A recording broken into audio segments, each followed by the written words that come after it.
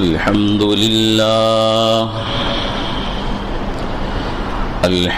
لله نحمده ونستعينه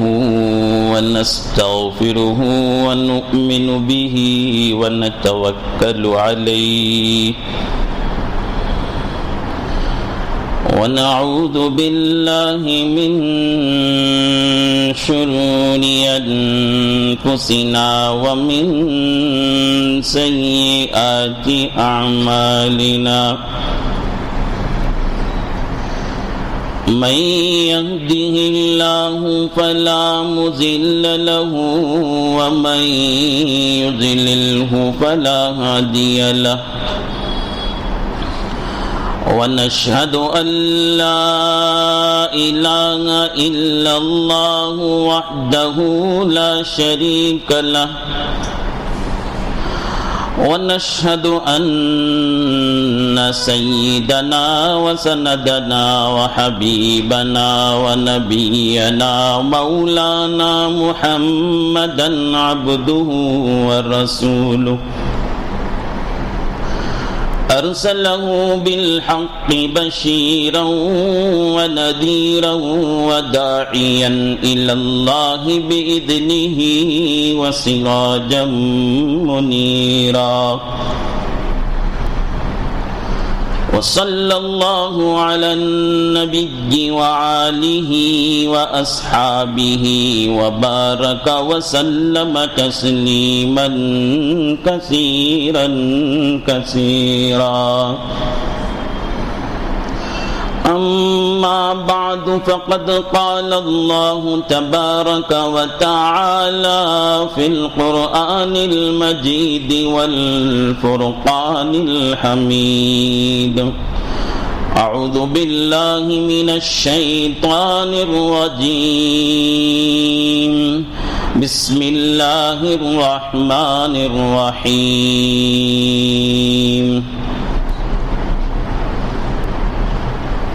من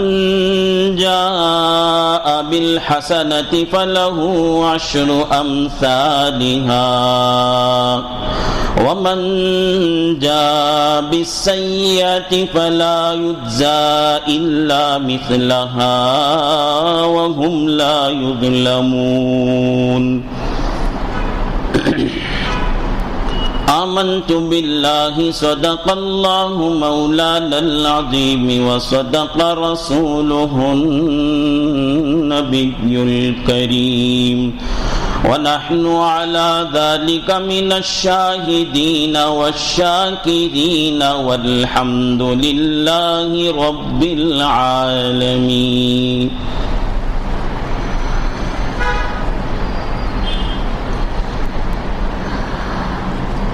قابل احترام بزرگوں،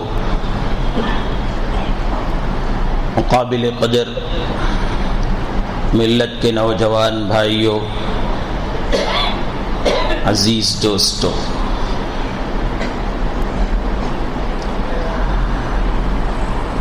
آدمی مر جاتا ہے تو اپنی ساری دولت، اپنی ساری پراپرٹیاں، اپنا مال و دولت سب کچھ چھوڑ کر خالی ہاتھ قبر جاتا ہے۔ جیسے خالی ہاتھ آیا تھا ویسے ہی خالی ہاتھ قبر کے اندر جاتا ہے، البتہ اس کے اعمال اس کے ساتھ جاتے ہیں، اور اعمال بھی جب اعمال صالحہ ہیں، نیک اعمال ہیں، تو نیک اعمال اس کو اس کی قبر میں، حشر میں، نشر میں، پلصراط میں، اب جب وہ نیک اعمال قبول ہو جائیں تو انہی کے صدقے سے جنت بھی جاتا ہے۔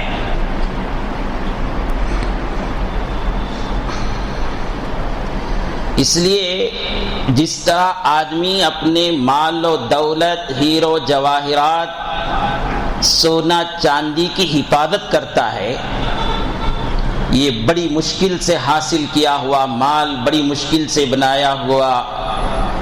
بنائی ہوئی جائیداد، پراپرٹی ضائع نہ ہو جائیں، جیسے سونے چاندی کی حفاظت کرتا ہے، بالکل اسی طرح بلکہ اس سے بھی زیادہ اپنے کیے ہوئے نیک اعمال کی حفاظت کرنی چاہیے۔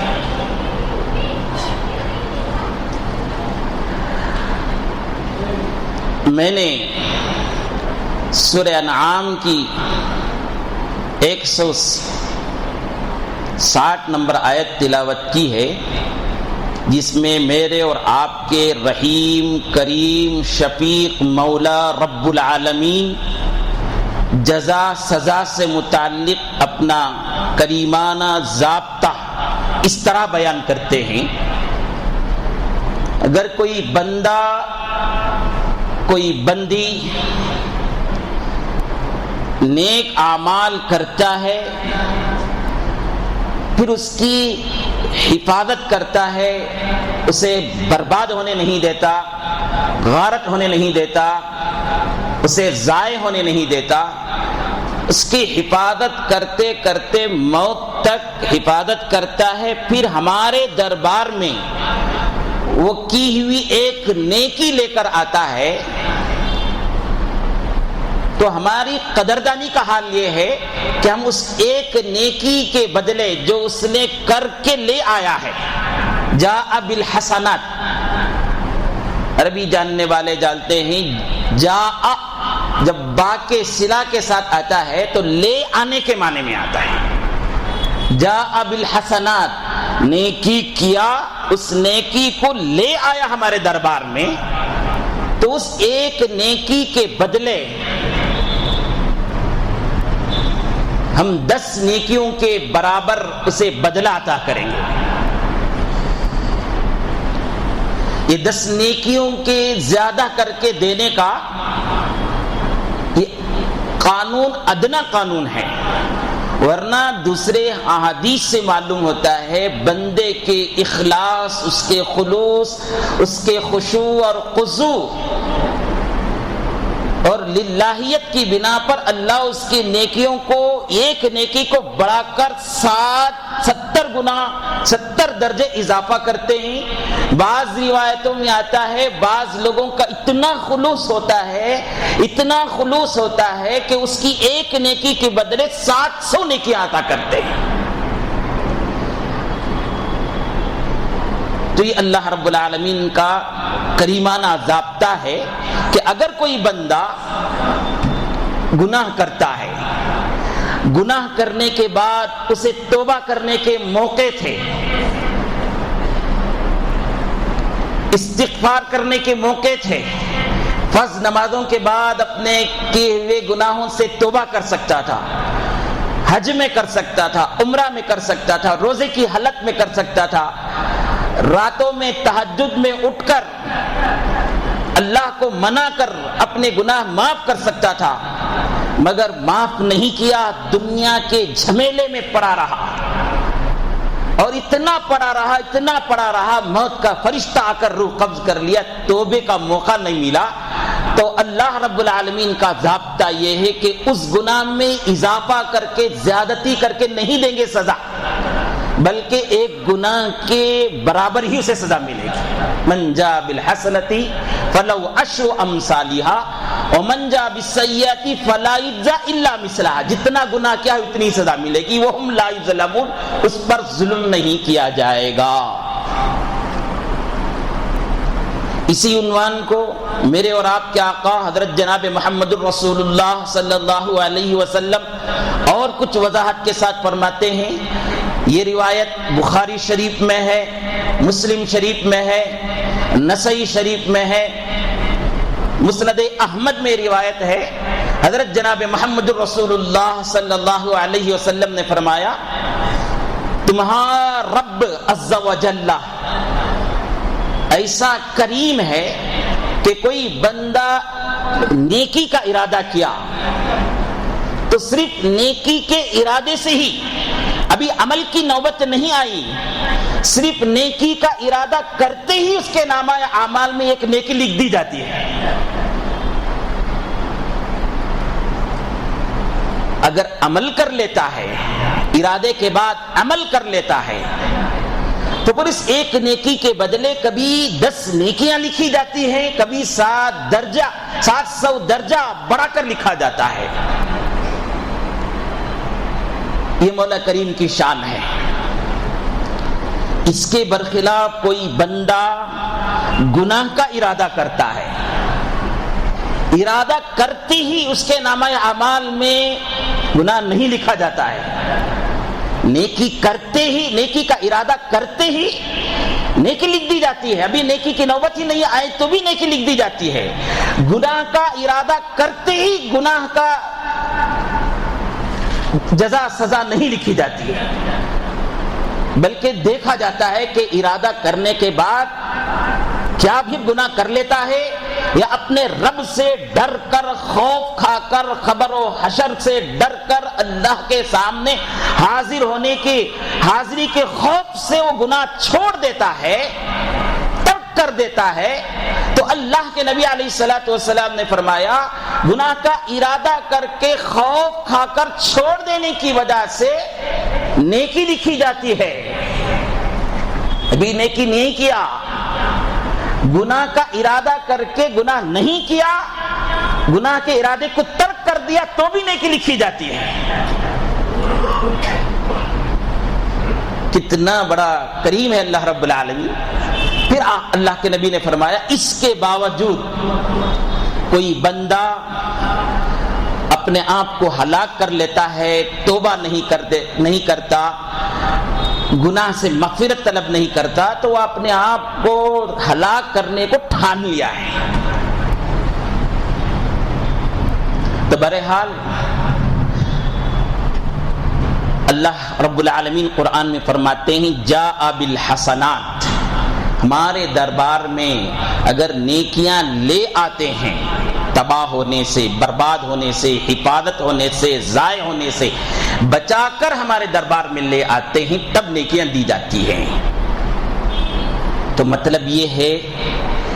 بعض گناہ ایسے ہیں، بعض اعمال ایسے ہیں جو نیکیوں کو تباہ کر دیتے ہیں، ضائع کر دیتے ہیں، برباد کر دیتے ہیں۔ نیکیوں کو ضائع کرنے کا مطلب کیا ہے؟ گزشتہ جمعہ یہ عنوان شروع ہوا تھا، یہ بات گزشتہ جمعہ نہیں آئی تھی، میں آپ کو بتاؤں نیکی ضائع ہونے کا کیا مطلب ہے، برباد ہونے کا کیا مطلب ہے۔ ایک مطلب یہ ہے کہ آدمی کی نیکیاں جو نامہ اعمال میں لکھی تھی سیدھے مٹا دی جاتی ہیں، ختم ہی کر دی جاتی ہیں، اب نامہ عمل میں نیکی نہیں ہوتی ہے۔ جیسے بات آئی تھی لئن اشرکت لیحبطن عملک، اگر شرک کرو گے تو تمہارے گناہوں کو تمہارے نیکیوں کو ہم غارت کر دیں گے۔ اور ایک مطلب ہے نیکیاں کیا ہے، نیکی کے بعد بعض گناہ ایسے ہیں اسے کر لینے کی وجہ سے نیکیاں بے اثر ہو جاتی ہیں، نیکیاں بے اثر ہو جاتی ہیں، وہ نیکیاں ہونے کے باوجود وہ جنت میں جا نہیں سکتا ہے۔ کیا فائدہ ایسی نیکی کا، کیا فائدہ ایسی نیکی کا کہ وہ نیکیاں ہیں اس کے باوجود جنت میں نہیں جا سکتا ہے، وہ نیکیاں بے اثر ہو گئی ہیں۔ یہ مطلب ہے نیکی ضائع ہونے کا۔ مثلا کسی مسلمان سے حسد کر لیے، ایاکم والحسد فإن الحسد یأکل الحسنات کما تأکل النار الحطب، حسد سے بچو اس لیے کہ حسد نیکیوں کو ایسا کھا جاتی ہیں جیسا آگ لکڑی کو کھا جاتی ہے۔ غیبت کے متعلق مسلمان کی غیبت کرتے ہیں تو کل قیامت کے دن ایک آدمی کو جنت میں جانے سے روک دیا جائے گا، حالانکہ اس کے پاس بڑے بڑے نیکیاں ہیں، بڑے بڑے نیکیاں ہیں، اس کے باوجود اسے روک دیا جائے گا، کہا جائے گا جاؤ جس کی غیبت کی تھی اس سے معافی چاہ کر آؤ، اسے تلافی کر کے آؤ۔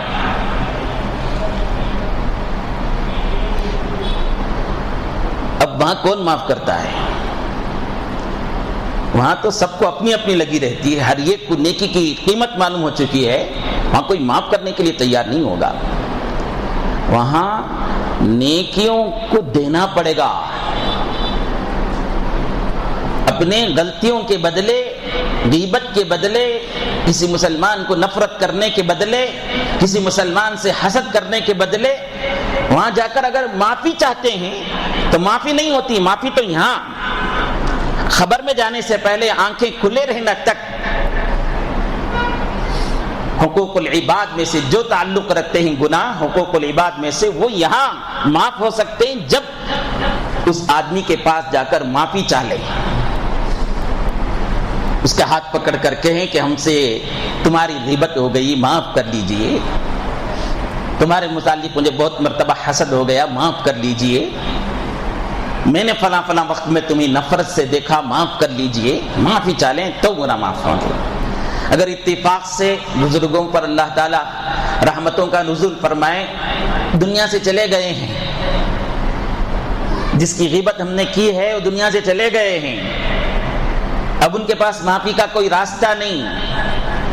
جس سے نفرت کی وہ دنیا سے چلا گیا ہے، معافی کا کوئی راستہ نہیں، تو بزرگوں نے ایک راستہ دکھایا کہ اس آدمی پر کثرت سے استغفار، اس آدمی کے لیے کثرت سے استغفار کرتے رہیں،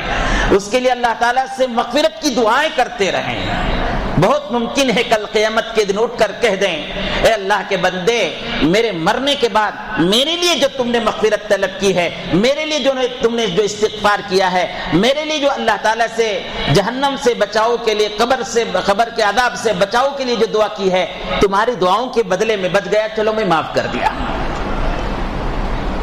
راستے ہیں، تلاش کرتا ہے، بڑا مشکل معلوم ہوتا ہے کہ آدمی کے سامنے جا کر کہے میں تمہاری غیبت کر دیا، معاف کر دلو جی، بولنا بڑا مشکل کام ہے۔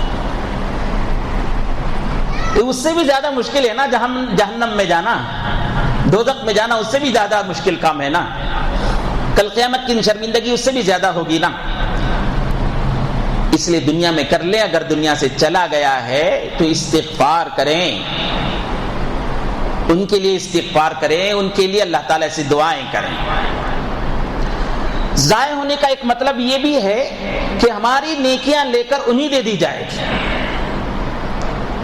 ہماری نیکیاں لے کر انہی دے دی جائے گی، محنت سے ہم نے نیکیاں کی، راتوں میں اٹھ کر تہجد ہم نے پڑھا، محنت مشقت کر کے نفسوں پر کنٹرول کر کے نیکیاں ہم نے کیا، لے کر دوسرے کو دے دیا گیا۔ حدیث کی کتاب میں آتا ہے، مشہور حدیث ہے، آپ نے سنا ہوگا، حضرت جناب محمد رسول اللہ صلی اللہ علیہ وسلم نے ایک مرتبہ حضرات صحابہ سے سوال کیا، اتدرون المفلس من امتی، کیا تم میری امت کے مفلس کو جانتے ہو، فقیر کو جانتے ہو؟ سب سے بڑا مفلس کون ہے تم جانتے ہو؟ صحابہ نے عرض کیا، رسول اللہ، جس آدمی کے پاس رہنے کے لیے گھر نہیں، جس آدمی کے پاس پہننے کے لیے کپڑا نہیں، جس آدمی کے پاس بھوک مٹانے کے لیے کھانا پانی نہیں ہے، وہ آدمی مفلس ہے۔ تو اللہ کے نبی علیہ الصلوۃ والسلام نے فرمایا، اس سے بڑا مفلس کل قیامت کے دن وہ ہوگا جو آئے گا تو اس کے نامہ اعمال میں بڑے بڑے نیکیاں نماز کی ہوں گی، روزے کی ہوں گی، حج کی ہوں گی، عمرے کی ہوں گی، صدقے کی ہوں گی، زکوٰۃ کی ہوں گی، اور سماجی خدمت کی نیکیاں ہوں گی، دعوت و تبلیغ کی نیکیاں ہوں گی، وعظ و نصیحت کی نیکیاں ہوں گی، بڑی بڑی نیکیاں اس کے نامہ اعمال میں ہوں گی۔ لوگ اسے دیکھ کر رشک کریں گے، وہ جنت کو جانے والا ہے، اتنے نیکیاں اس کے پاس ہوں گی۔ لیکن وہ دنیا میں کسی پر ظلم کیا ہوگا، یا کسی پر بہتان باندھا ہوگا، کسی کی غیبت کی ہوگی، کسی کا حق دبا کر کھایا ہوگا، جھوٹ بول کر ناپ تول میں کمی کر کے کسی کا پیسہ مارا ہوگا، کسی کے قرض لے کر واپس نہیں کیا ہوگا، وعدہ خلافی کر کے پیسہ اٹھایا ہوگا، ظلمن بیوی کو مارا ہوگا، پڑوسیوں پر ظلم کیا ہوگا، مختلف قسم کے بد اخلاقیاں اس کے نامہ اعمال میں ہوں گی۔ اللہ رب العالمین کے پاس دوڑتا ہوا بندہ آئے گا، کہے گا، یا اللہ، یہ بندہ ایسا ہے، جس کو دنیا میں تو نے عہدہ دیا تھا، مقام دیا تھا، عظمتیں دی تھی، بڑائی دی تھی، اس نے مجھے ظلم کیا، میرے حق کو دبا کر کھا لیا، میرے پراپرٹیاں دبا لیا، میری جائیداد کو دبا لیا، میرے باپ کی وراثت میں جو مجھے ملنا تھا وہ اس نے دبا لیا، میری زمین کو ہڑپ لیا۔ اللہ، میں دنیا میں ایسا عاجز تھا کہ اس سے بدلہ نہیں لے سکتا تھا، میں اس کے پاس انتقام نہیں لے سکتا تھا، وہ ہڑپی ہوئی زمین میں نہیں لے سکتا تھا، میرے پاس اتنی قانون دانی نہیں تھی، میرے پاس اتنا دوڑ دھوپ کرنے کے لیے وقت نہیں تھا، میں عاجز تھا، آپ مجھے بدلہ دلا دیجیے۔ بزرگوں، عزیزوں، بڑی بڑی پراپرٹیاں تو دور کی بات ہے، ایک بالی زمین بھی کوئی آدمی کسی کا ناحق دبا لیا ہے تو اللہ رب العالمین فرشتوں سے کہیں گے اس مظلوم کو بدلہ دلاؤ۔ بدلہ کیا چلے گا وہاں پر؟ میں پہلے بھی عرض کیا، وہاں کوئی کسی کو معاف کرنے کے لیے تیار نہیں ہوگا، اور وہاں روپے پیسے کا سکہ نہیں چلے گا، سونا چاندی نہیں چلیں گے وہاں پر لی ہوئی زمین واپس دیں گے تو اس کے منہ میں مار دیا جائے گا۔ کیا ہوگا؟ اللہ کے طرف سے حکم ہوگا اس کے نامہ اعمال کی نیکیاں نکال کر اسے دے دو۔ نیکیاں دے دی گئی، ابھی مسئلہ حل ہوا نہیں، دوسرا دوڑ کر آئے گا، اس نے مجھ پر بہتان باندھا، میرے پیٹھ پیچھے غیبت کی تھی، میرے دل آزاری کی تھی، مجھے تکلیف پہنچائی تھی، میں عورت تھی، مجھ پر شوہر بن کر ظلم کرتا تھا، میں عورت تھی، بھائی بن کر ظلم کرتا تھا، میں پڑوسی تھا، پڑوسی ہو کر مجھ پر ظلم کرتا تھا، اور دنیا میں بدلہ نہیں لے سکے، انتقام نہیں لے سکے۔ یا اللہ، آپ بدلہ دلوا دیجئے۔ اللہ کی طرف سے حکم ہوگا اور نیکیاں لے کر اسے دے دو۔ ابھی کچھ فیصلہ نہیں ہوا تھا، ایک آدمی دوڑ کر آئے گا، کہے گا یا اللہ، یہ آدمی میرے پاس بڑی منت کے ساتھ، سماعت کے ساتھ، عاجزی کر کے قرض لیا تھا پیسہ، میں بھی اس پر رحم کھا کے دے دیا تھا، جب بھی مانگتا ٹالتا رہا، ٹال مٹول کرتا رہا، میں اس کے دروازے کے پاس پھرتا پھرتا اسے فون کر کے پوچھتا تھک گیا، سامنے آیا نہیں دیا، پیچھے سے پوچھا نہیں دیا، زندگی بھر مانگتا رہا نہیں دیا،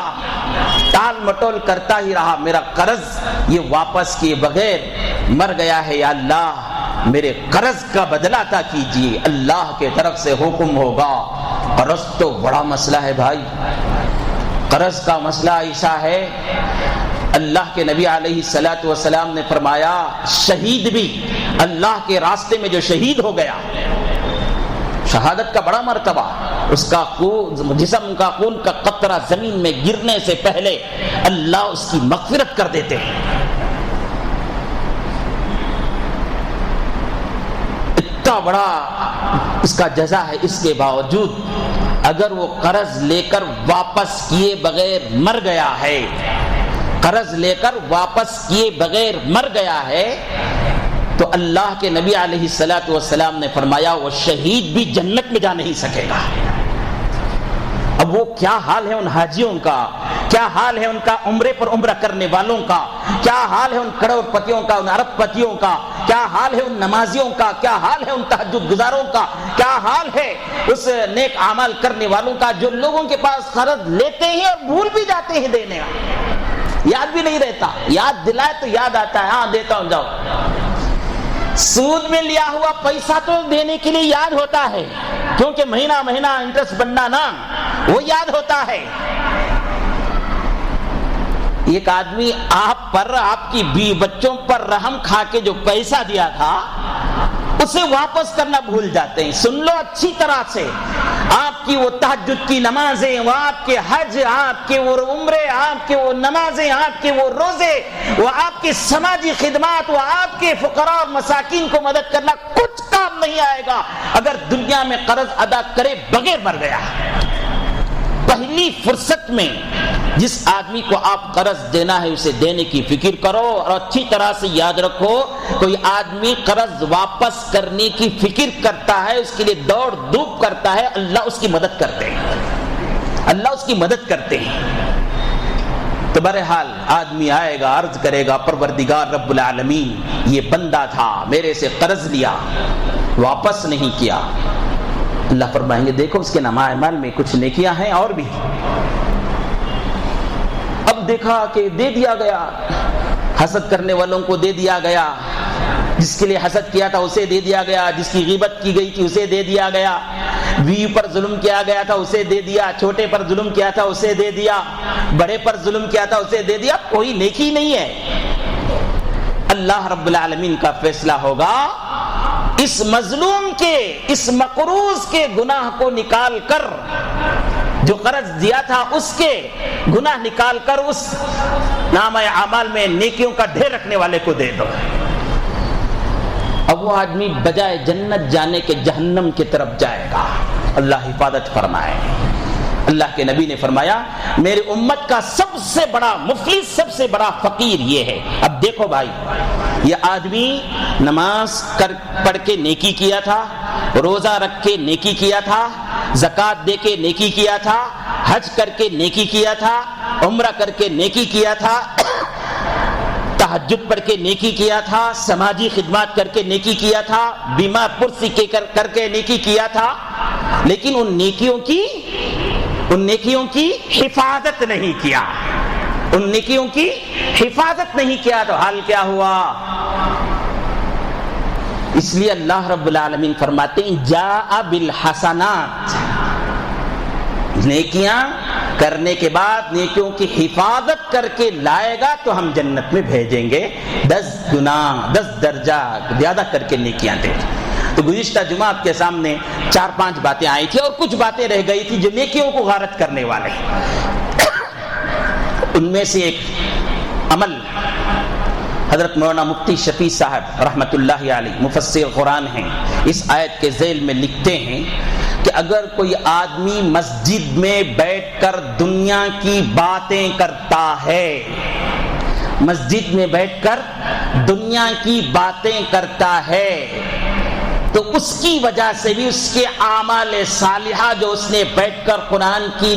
تلاوت کر کے نیکیاں کمایا تھا، نفل نمازیں پڑھ کر نیکیاں کمایا تھا، وہ ضائع ہو جاتے ہیں۔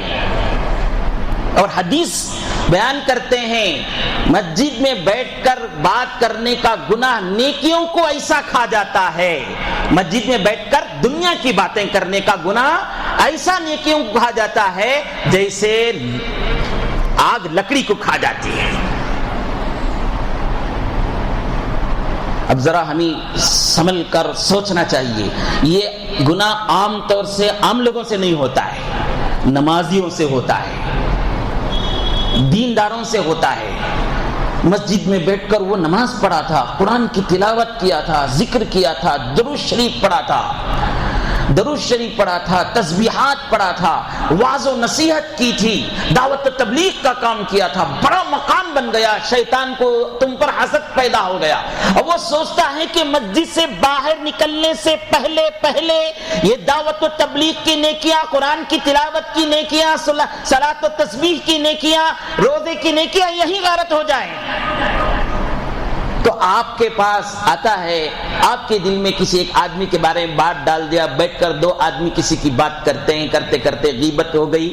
یا دنیا کی کوئی بات ہو گئی، تو اللہ رب العالمین کا اصول ہے کہ اس کی وجہ سے نیکیاں غارت ہو گئی۔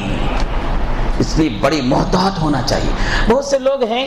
جن کو مسجد سے کوئی تعلق نہیں، یہ مسجد سے تعلق رکھنے والے میرے جیسے اور آپ جیسے دعوت و تبلیغ میں کام کرنے والے علماء کرام، اساتذہ کرام کے لیے خاص طور سے، مسجد کے ذمہ داروں کے لیے خاص طور سے یہ بات ہے۔ عام لوگوں کا تو چھوڑیے، وہ آتے ہیں ایسا آتے ہیں مسجد میں گویا کہ گھر میں کوئی چیز چھوڑ کر آ گئے، دکان میں کوئی چیز چھوڑ کر آ گئے، راستے میں کوئی چیز چھوڑ کر آ گئے، سلام پھرتے، نہ سنت نہ دعا، بھوکتے بھاگنے لگتے ہیں۔ وہ نیکیچ نہیں کماتے ہیں تو وہ گناہ کیا کریں گے یہاں مسجد میں؟ وہ ان کو مسجد میں بے قراری ہوتی ہے، بے چینی ہوتی ہے، مسجد میں رہتے ہیں وہ فوراً بھاگنے لگتے ہیں۔ حالانکہ فرض نمازوں میں آپ جو پڑھے، جو کمیاں ہو گئی نوافل کے ذریعہ، سنتوں کے ذریعہ، اس کمی کو پورا کرنا چاہیے۔ اللہ کے بعد بیٹھ کر دعا کر کے اللہ سے دعا کے ذریعہ اپنے اعمال کو اللہ کے پاس مقبول بنانا چاہیے۔ کہاں فرصت، ذرہ قرات لمبی ہو گئی تو بے چینی شروع، کھکارنا شروع ہو گیا، پینترے بدلنا شروع ہو گیا، دعا لمبی ہو گئی تو بے چینی،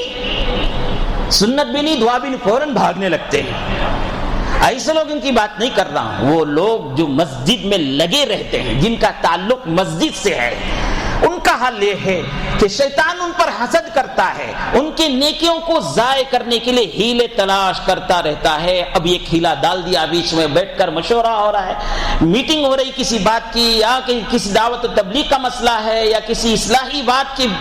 بات چل رہی ہے،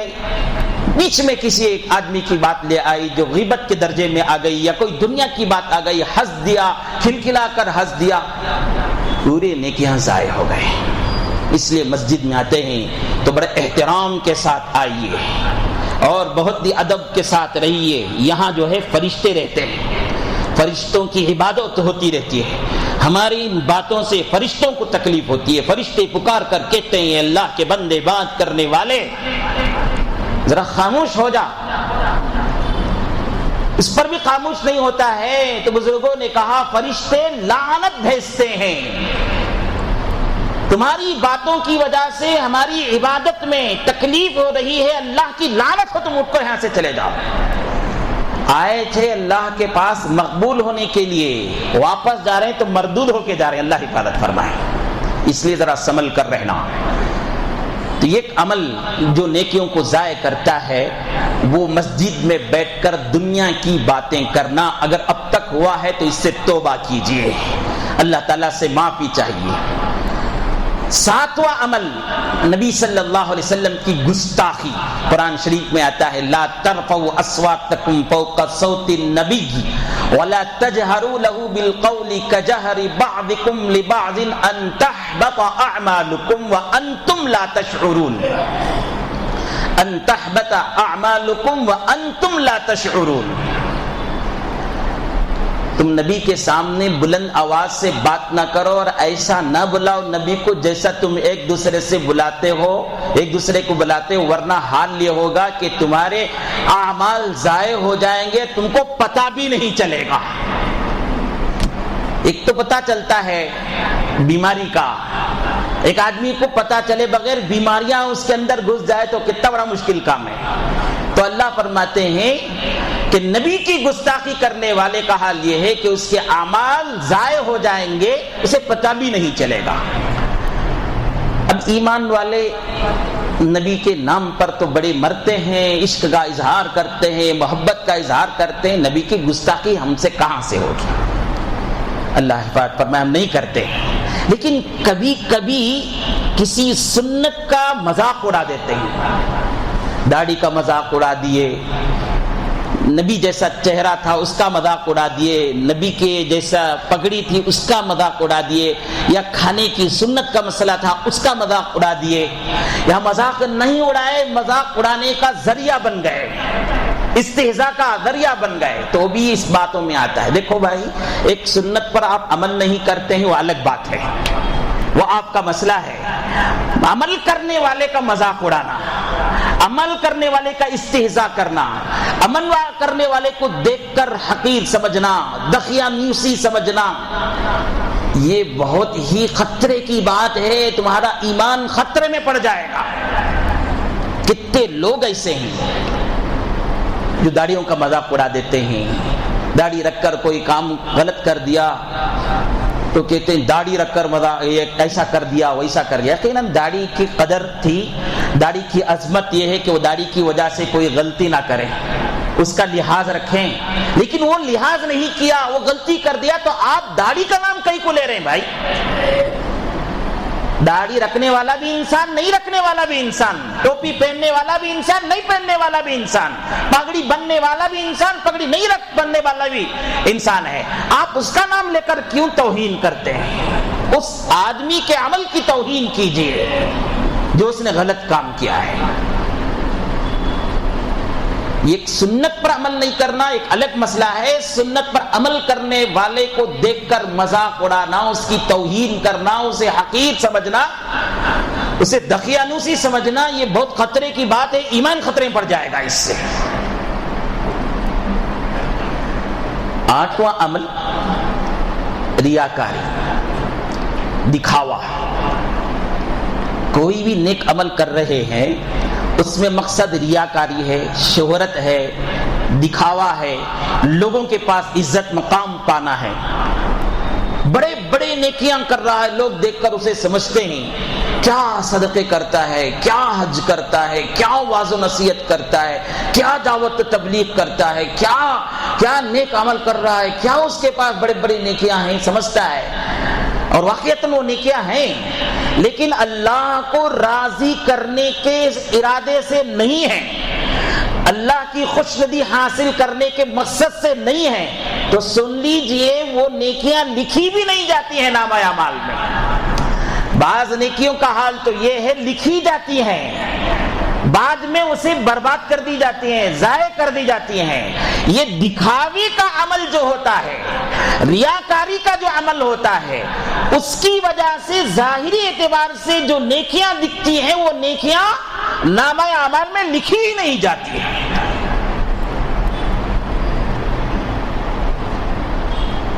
یہ کچھ اعمال تھے جو گناہ نیکیوں کو جو ہے برباد کرنے والے۔ شرک کا عمل، مسلمان سے نفرت کرنے کا عمل، مسلمان سے حسد کرنے کا عمل، صدقہ کر کے احسان جتلانے کا عمل، حسد کا عمل، ریاکاری کا عمل، نبی صلی اللہ علیہ وسلم کی شان میں گستاخی کرنے کا عمل وغیرہ جو میں بیان کیا ہوں آپ کے سامنے گزشتہ جمعہ سے اس جمعہ تک، یہ ایسے اعمال ہیں جو آپ محنت اور مشقت سے قربانیوں کے بعد جو نیکیاں کی تھی وہ نیکیوں کو ضائع کر دیتے ہیں۔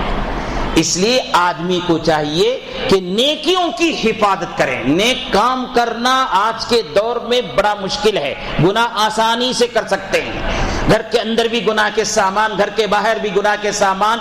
سڑکوں میں بھی، پارکوں میں بھی، جہاں جاؤ وہاں گناہ آرام سے کر سکتے ہیں۔ ایک گناہ کرنا چاہے تو ایک گناہ کے ساتھ 10 گناہ مل کر آتے ہیں، آسانی سے کیا جا سکتا ہے۔ نیکیاں اس زمانے میں کرنا بڑا مشکل ہے، اور نیکی کرنے کے بعد اس نیکی کی حفاظت اور بھی مشکل کام ہے۔ اس لیے نیکی کرنے کے بعد اس نیکیوں کی حفاظت کریں، مال و دولت کی طرح، سونا چاندی کی طرح، بلکہ اس سے بھی زیادہ اہمیت کے ساتھ اس نیکیوں کی حفاظت کریں۔ اسی کو اللہ نے فرمایا من جاء بالحسنۃ فلہ عشر امثالھا، جو آدمی ایک نیکی لے کر ہمارے پاس آئے گا، لے کر آئے گا، ضائع کرے بغیر، برباد کرے بغیر، لے کر ہمارے پاس آئے گا، فلہ عشر امثالھا، ہم اسے 10 درجے کے نیکیاں دیں گے، اس نیکی کے برابر 10 نیکیاں دیں گی۔ ومن جاء بالحسنۃ ومن جاء بالسیئۃ فلا یجزی الا مثلھا، جو گناہ لے آئے گا ہمارے پاس، یہ بھی گناہ لے آئے گا، گناہ کر لیا، گناہ کرنے کے بعد ڈر پیدا ہوا خدا کا، گناہ کرنے کے بعد خوف پیدا ہوا اللہ کا، اور توبہ کر لیا، حقوق اللہ سے تعلق تھے، توبہ کر لیا، حقوق العباد سے تھے، بندوں سے معافی تلافی کر لی، تو اب وہ مٹ گئے، تو وہ نیکی اس گناہ کی وجہ سے آخرت میں پکڑ نہیں ہوگی۔ اللہ تعالیٰ وہ گناہ جو جس زمین میں کھڑ کر کیا تھا، اللہ تعالیٰ اس زمین کو ہی بھلا دیں گے۔ فرشتے جو کیے تھے فرشتے بھی بھول جائیں گے، نام اعمال میں جو لکھے تھے وہ بھی مٹا دیا جائے۔ کب؟ جب بندہ گناہ کرنے کے بعد ڈر کر اللہ تعالیٰ سے پکی سچی توبہ کر لیتا ہے۔ توبہ کرے بغیر غفلت میں زندگی گزارتا رہا، لاپرواہی زندگی گزارتا رہا، دنیا کے جھمیلے میں پڑا رہا، جاء بالسیئات، مر کر ہمارے دربار میں پہنچا تو گناہ ساتھ میں لے آیا، تو فلا یجزی الا مثلھا، ہم بدلہ اس کی ایک گناہ کا ایک گناہ کا برابر ہی دیں گے. وہم لا یظلمون, اس پر ظلم نہیں کیا جائے گا. دعا فرمائیے اللہ تعالیٰ مجھے اور آپ کو نیکیاں کرنے کے بعد نیکیوں کی حفاظت کرنے کی توفیق عطا فرمائے. موت تک اللہ تعالیٰ ان نیکیوں کی حفاظت کرنے کی توفیق نصیب فرمائے. جو گناہ ہو جاتے ہیں اللہ تعالیٰ ان گناہوں سے توبہ کرنے کی توفیق نصیب فرمائے. مرنے سے پہلے ہر گناہ کو یاد کر کے توبہ کرنے کی توفیق نصیب فرمائے. سبحان اللہ بحمدہ, سبحانک اللہم بحمدک, ونشہد ان لا الہ الا انت, نستغفرک ونتوب الیک.